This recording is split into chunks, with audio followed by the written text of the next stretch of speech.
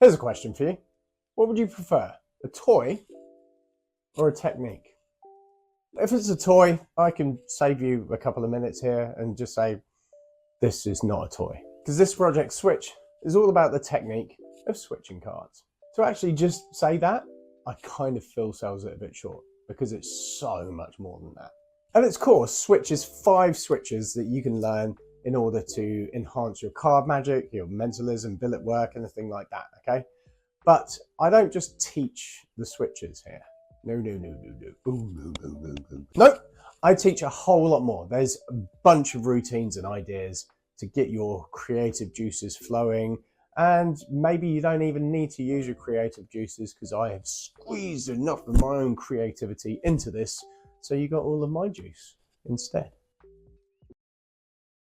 So the way that I go about creating magic is to make it seem as natural as possible. I'm not a big fan of flourishing moves and stuff. I kind of like my moves to be not seen. And the best way to make them not seeable is to make them look like you are doing nothing.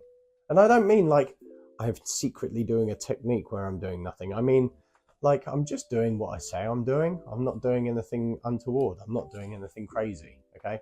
If I'm putting a card here, I'm putting a card here. It's not that I'm secretly switching the card more. Do you understand what I mean? That's the way that I create magic. So this whole project is about the 5 switches I've devised that work really well for me to switch folded playing cards or billets so that you can use that to create your miracles. So as well as the 5 switches I teach on this project, I also teach you some of the best ideas and routines I've come up with using these switches. And they are, if I do say so myself, worthy of a chef's kiss. So for all you card workers out there, there's obviously the standard mystery card plot where you show a folded card and the spectator's signed card ends up being that folded card. I also teach some awesome ideas that I have with that plot. And there's also the impossible location. I delve into that where you find their signed card in an impossible location, right? But it doesn't just stop there. Oh, no, there's more, So there's also a full billet peek. I like to call the billet look because you're not really peeking. There's no time restraints or light worries or electronics. It's just a pure full-blown look at what they say in a completely innocent way.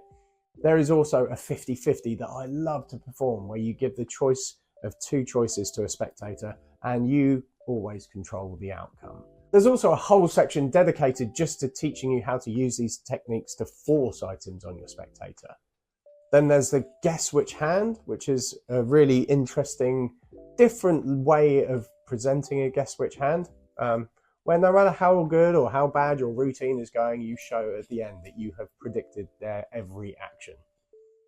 You can also predict a coin toss 3 times in a row with no gimmick coins and no funny kind of rigged tossing or spinning techniques. In fact, the spectator can use their own coin and toss the coin themselves, yet you're able to predict their actions completely.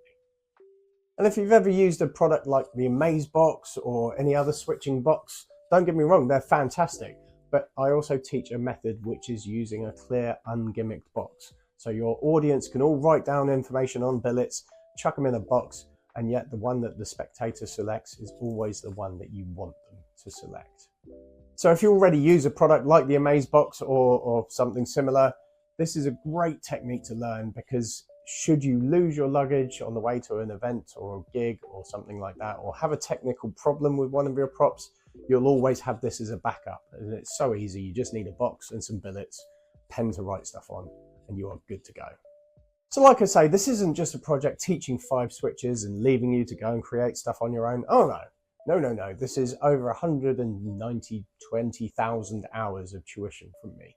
That's completely incorrect, but it's a fairly long download.